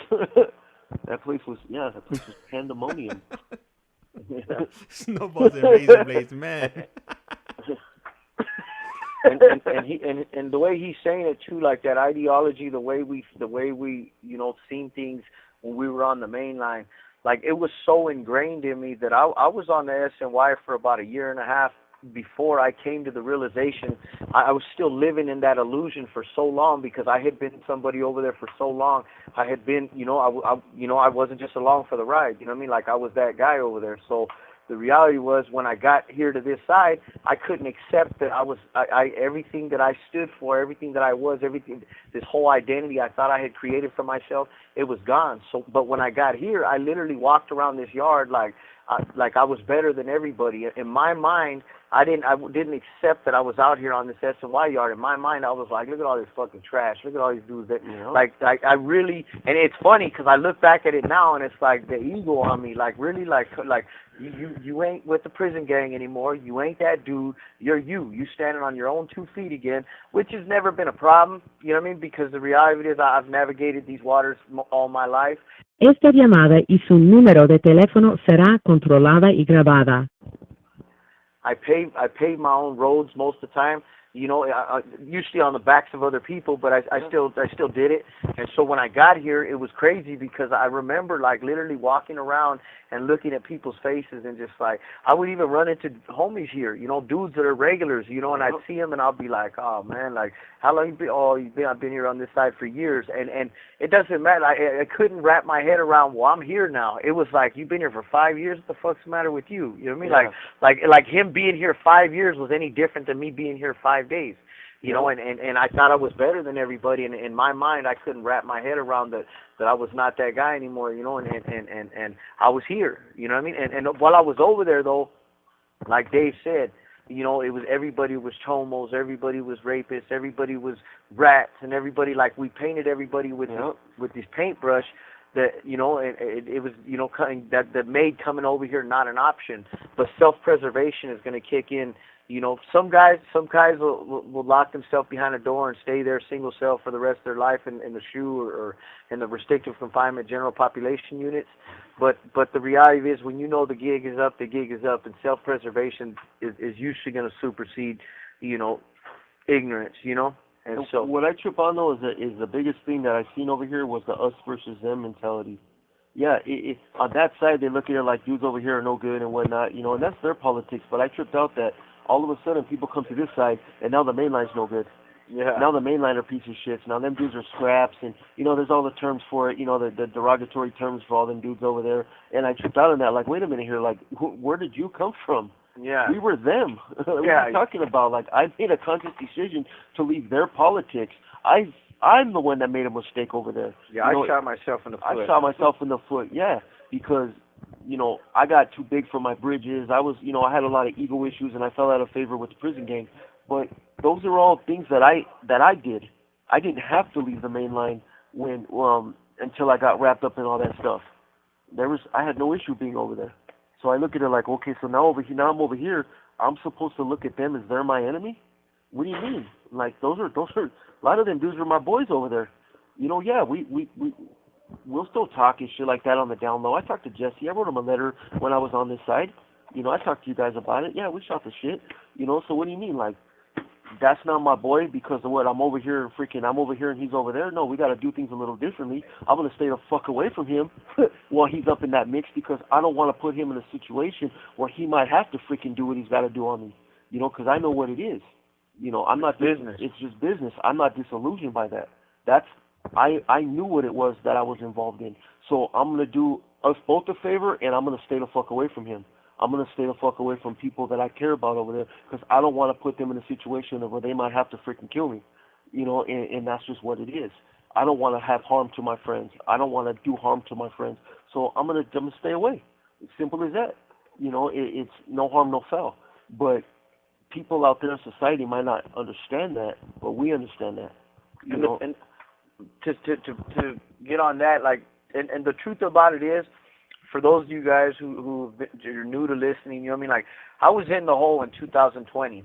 I picked up a shoe right here for distribution. I went to the hole, and I was back there with a bunch of dudes that I was on the main line with. Like I said, I was on the line for years and years and years, and I wasn't just along for the ride. So everybody knows me. Everybody knew my name. Like, I've been all over, you know, and I ran into a bunch of actives back there that were hella cool. Like, everybody was just like, damn, fool, like, that's crazy. Like, they couldn't, you know, imagine. But I'm going to tell you, the illusions that we were living over there when we were there, they're not there anymore, though. I'm telling you right now. I was back there literally in the whole exercising with the actives. I was eating with the actives. I was drinking with the actives. I was, you know, doing business with them. Like, literally, that's what helped me change, because my homeboys that I ran into back there were like, hey, fool, you did the hard part, dog. You're already over there on the S&Y side. You want to die on some PC cause, or you want to get out of prison and get back to your family, fool? Like, this stuff's for the birds, bro. This shit over here on the main line is weird as fuck. I'm going to parole from right here. I'm going to go home from right here, but just know I'm never coming back. This shit is weird, dog. You're not missing anything. Get out of prison, homie. Get out of prison. But that's what I'm saying. So the illusions that we were living before, it's different. It's different, because even all the guys over there now, they see this. They're starting to see this stuff for what it is. You know, like, it was different when you know, when a lot of them guys weren't on the yard and stuff like that, and it was just people out there just making the best of day to day. But now, nothing that shines is gold. So a lot of guys aren't. You know, they're disenchanted. You know, yeah, you got people who's still drinking the Kool-Aid, but most of them can't think. Oh yeah, became disillusioned. Yeah. But there's a lot of people who aren't living the illusion anymore, you know. Yeah. And so, and then there's a lot still drinking the Kool-Aid, you know. But they're not close enough to the fire, so it doesn't even really matter. They're trying to be somebody in a world of nobodies. Yeah, trying to be somebody in a world of nobodies, right? One of the viewers said that. You know, man, that always stuck with me. He was trying to be somebody in a world of nobodies. Yep, I've used that term numerous times. Yeah, I'm telling you, we get a lot of gems, James, from the listeners, you know, and things that settle with us, you know, think like, you know what, you're absolutely freaking right. Yeah. Is this where you want to be somebody? Are you serious? Yeah, it's funny to think that I had reserved myself to dying in here. I felt I had made it because I was the man, because I had gotten involved with the prison gang, and I was, you know, I thought, again, it was that entitlement. I felt like all the jails belonged to me, and all the streets in my area belonged to me. Like, they don't belong to me. None of that stuff it was nothing. You know what I mean? Like, we were just a stain. Yeah, we were just a stain on those streets. We're a stain in the county jail system. Yeah. And it's just funny to think that you know, that I like I said, I felt I had made it. That was my purpose. You know, like, okay, I made it. This is what I aspired for. Esta llamada y su número de teléfono será controlada y grabada. I look back at it now, and it's like, man, you know, like how little did I see myself that I was willing to sacrifice my life, not just out there in the streets, but in here. You know what I mean? I was giving my life and giving my freedom away for an illusion, you know. And like I said, I don't take nothing away from the dudes that are still there, and I'm not woofing on anybody or nothing like that. You know what I mean? Like, because I came over here. Coming over here, I didn't start to see things this way. I didn't start seeing things this way till I got my life right. So I got into recovery, because I came over here and I did the exact same things. You know, I was looking down my nose at everybody here. You know, there was nothing here. I didn't respect the gang dynamic. So what I did is I got involved in dealing drugs, because I knew that would give me control over people. But again, that goes back to how little I thought I was. You know, that I felt I was validated by a sense of control over a bunch of dudes that I already had no respect for to begin with. And the thing is, with this yard, James, here, look, this is my third S&Y yard. Well, you know, set aside reception. I went to reception in Wasco, you know, and then after that I went to Corcoran. From Corcoran I went to Tehachapi. From Tehachapi I went to Calipatria, and now I'm here in Centinela. And this is my first level 3 S&Y yard that I've been on. And look, there's a lot of strange cats here, but they don't look any different. Le queda un restante de 60 segundos. They look the same, but I'm just not obligated to these dudes. These dudes do their thing. They are what they are, but I don't have no responsibility to them other than them being human beings, and I give them their respect, and I go about my business. Yeah. You know, I don't buddy with the weirdos and all that other stuff. Just like I wouldn't do it out in the streets. Right. You know, and that's it. That's the thing that I like about S&Y. The only real difference, straight up, like bottom dollar, the only real difference between the S&Y and GP is here you actually get to think for yourself and do your own time if that's what you choose to do. That's it. They still have the group think, you still have the gangs, you still have politics, you still have violence, you still have drugs, you still have prison. But the reality of it is, if you choose to do your own time, you can think for yourself and you can do your own time and live life like a man on your own 2 feet. It's going to cut off right now, James. Yeah. All right, cool. We'll be waiting. All right, and I definitely, appreciate, Jesse and David, spending some other time with us and sharing their words. They don't have to, but they do. So, I do appreciate that, and everybody that comes on, that comes on this this YouTube channel and the listeners and everybody. You as long as you guys continue showing up. Like on a covers, 1 person, 2 persons, 3 people, or whatever, we're gonna keep on, moving forward and keep on doing, what we're doing, and we have some ideas, coming up that we'll go ahead and hopefully we're able to, showcase that to you shortly. I had one of the viewers recently write me an email, and they were giving me some ideas too, and I've been sharing them, with the fellas, and they love it.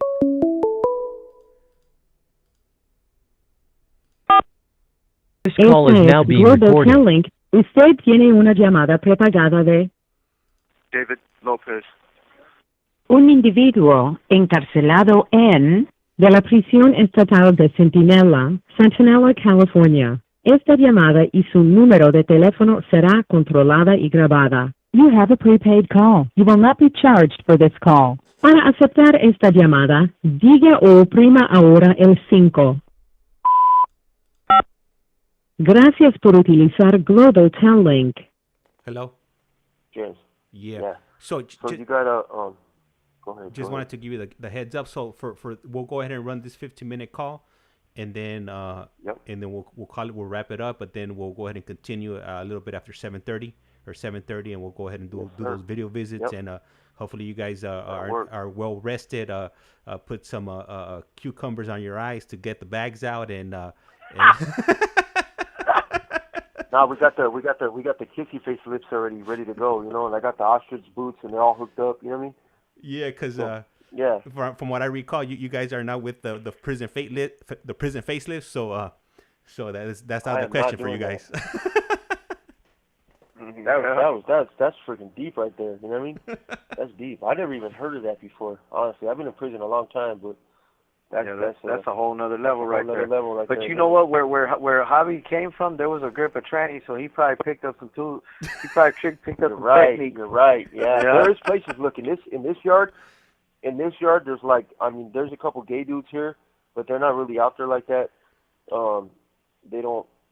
They don't put themselves out there really, I don't have any interactions with them, Yeah, they're just living their life, doing their thing, like being normal, like they're not making, like the trannies on the yards make a lot of spectacles, like they do a lot of crazy shit. The other dudes are just living their life and doing what they got to do, and it's not, if they have their boyfriends or their lovers, like it's no big deal. They're not out there making scenes all the, like up there where Javi was at. Up there, it's a spectacle. You know what I mean? Like on the cracking right there. Yeah, because you got dudes up there fighting over them, and not only that, they like that drama. That's, I mean, not to be bad mouthing anybody, but the reality is, most of the trannies in prison are pretty fucked up in the head.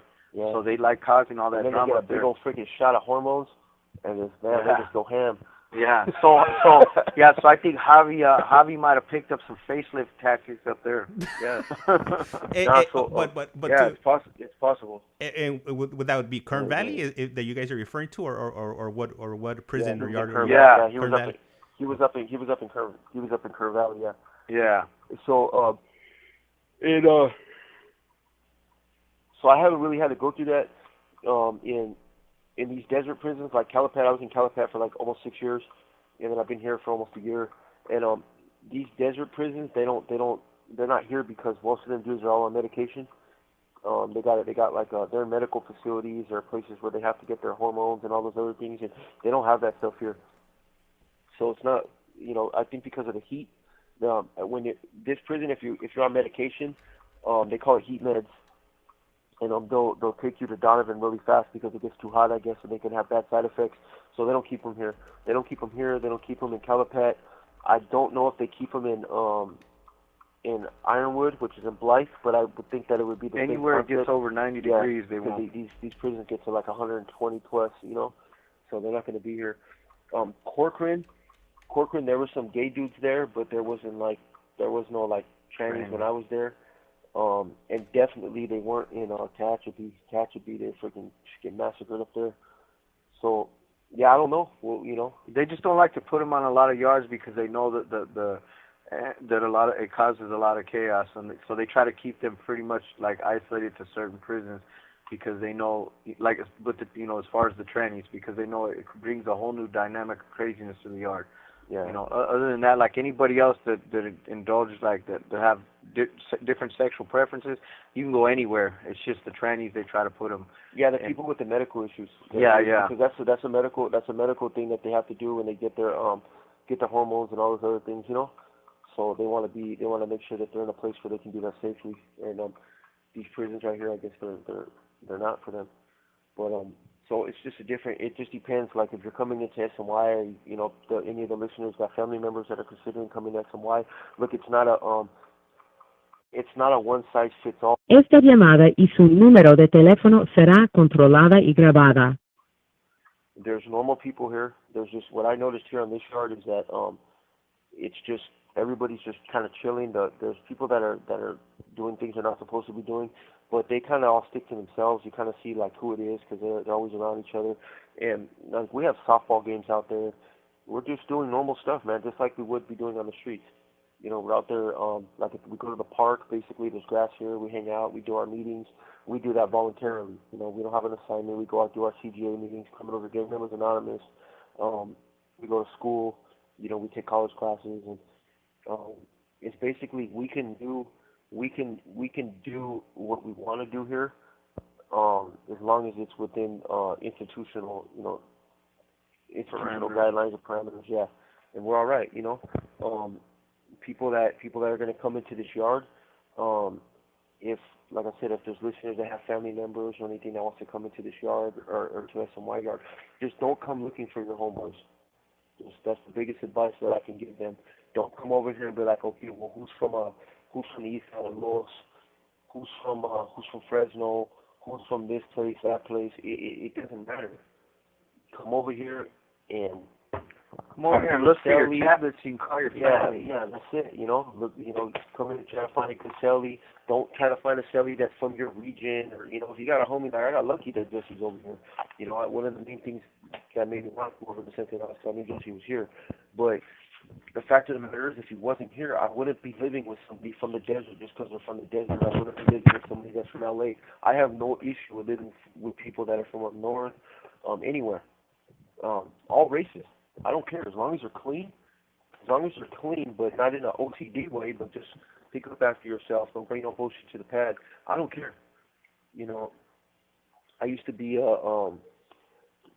I used to just be very isolated and just stayed around people from my race, you know, and at the end of the day, that got me nowhere.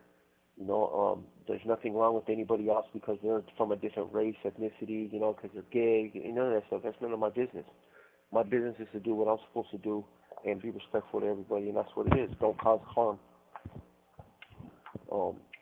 So this is gonna be our last phone call. I mean, our last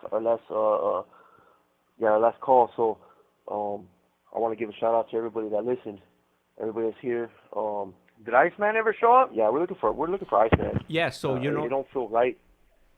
Actually, the ICEMAN ain't here. Yeah, he did show up. He showed up at about 15 minutes ago, or 20 minutes ago. He dropped a hello, and he also said that he was at the movies watching Dune 2 with his granddaughter. Hey, that's right. I'm glad that he gets to experience that. You know, yeah, ICEMAN's a boy right there, man. I think about him often, and I hope he's doing good, man, out there. You know, and much respect to Fisher, SoCal. You know, and he asked for San Diego with a twist. We gave him San Diego with a hue. Now he got Doomsday Dago. Dago. It's got a radiation cloud over the top of it.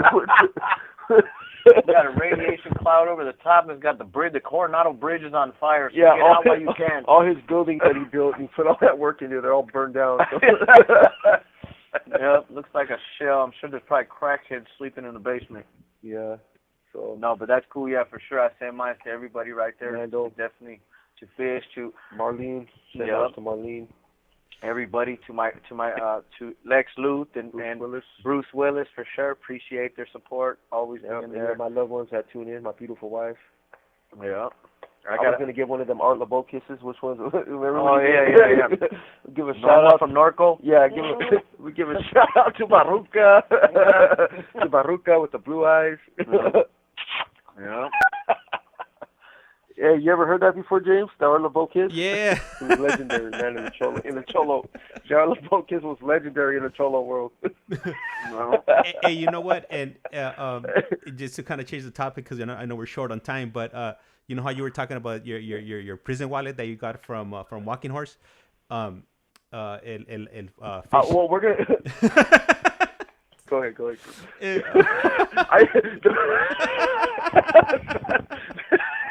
If I catch him keeping his pictures in his prison wallet, I'll know it's back. I know he's leaving to the hole. Let's just call it my wallet. Okay. You can't buy a prison wallet.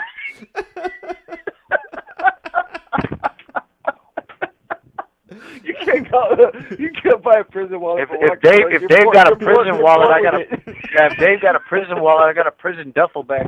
Hey, so okay, let's call it your wallet. Your wallet in prison. Yeah. Just my wallet in prison. Yeah, go ahead. So, like 2 days Go ago, ahead. I was talking to Javi, and we were talking about his prison wallet. All right, and Fish Slayer SoCal writes, going off our last conversation with Javi, asked them if they had to use the prison glove compartment. I mean, Like I said, if Dave has a prison wallet, I got a prison duffel bag. look, man. It's embarrassing to think about it, but I could transpack in my prison wallet.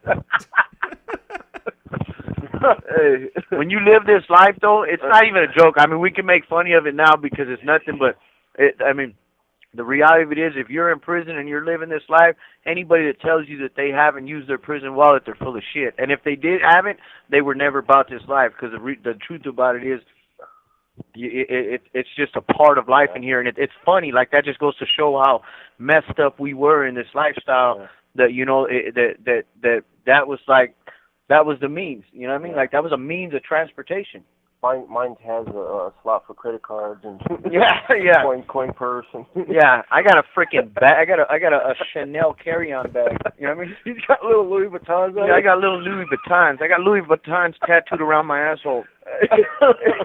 Hey, that's pretty. I got Gucci coochie. Yeah, that's a horrible question that he asked. Yeah, that is a horrible question. As Bruce Willis puts, he got Mary Poppins bags. Yeah. But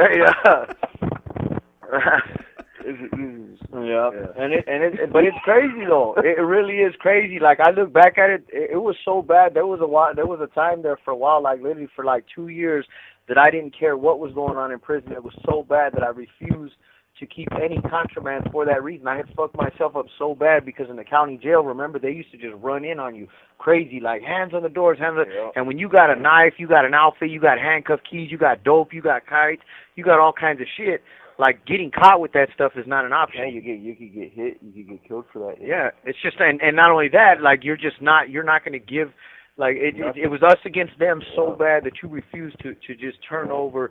Like, that's your livelihood. So I kept the tackle box, you know what I mean? Like I said, I was the man, so I always had kites, I always had lighters, I always had outfits, I always had knives, I always had handcuff keys, I always had, at one point in time, I would carry all that damn near at the same time. This was a Swiss Army knife. Yeah, I mean, I had a Swiss Army knife in prison. You know? Swiss Army wallet. Yeah, Swiss Army wallet. But yeah, I mean, that was my carry-on bag. I don't want to tell you about the luggage that I checked. Yeah, but check the luggage. Yeah, I checked the luggage. You know what I mean? I had a different compartment built in. Yeah, unfortunately, that's a dark side. Esta llamada y su número de teléfono será controlada y grabada. The crazy part is that, you know, when you got to the hole, you don't carry nothing with you.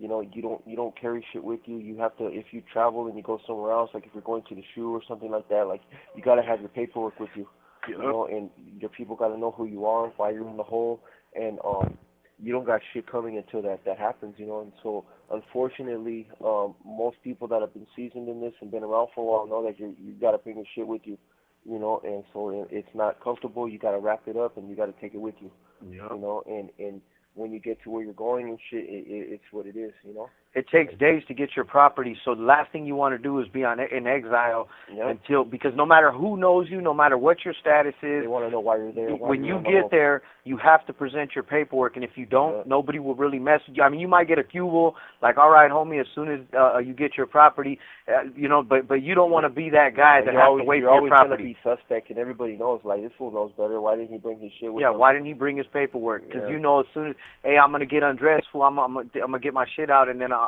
wash up, and I'll make a line, and I'll swing by. Le queda un restante de 60 segundos. It would get to the point to where they will walk by for showers and look in and like, man, that fool got his property already? yeah. I'll get there. That fool's making a soup. He's got some coffee already. We got anything. He's got a bar of soap. He's hitting the walls. Yeah, where'd you get that TV from in that state, fool? I brought it with. I brought that motherfucker with me. Anybody need an extra radio? Hey, I got a calculator if anybody wants to add the store list. Hey, it was a pleasure ending on that note. Yep. Everybody have a good night. Thank you guys, Tell Fish Slayer. Thank you again for looking out, and we appreciate everything, man. Thank you, everybody. Hopefully we get to see you guys at 7:30 plus. You know, and see you guys then, man. All right, James. Peace out, man. Send my love to Kevin if you get through with him, and that's it, man.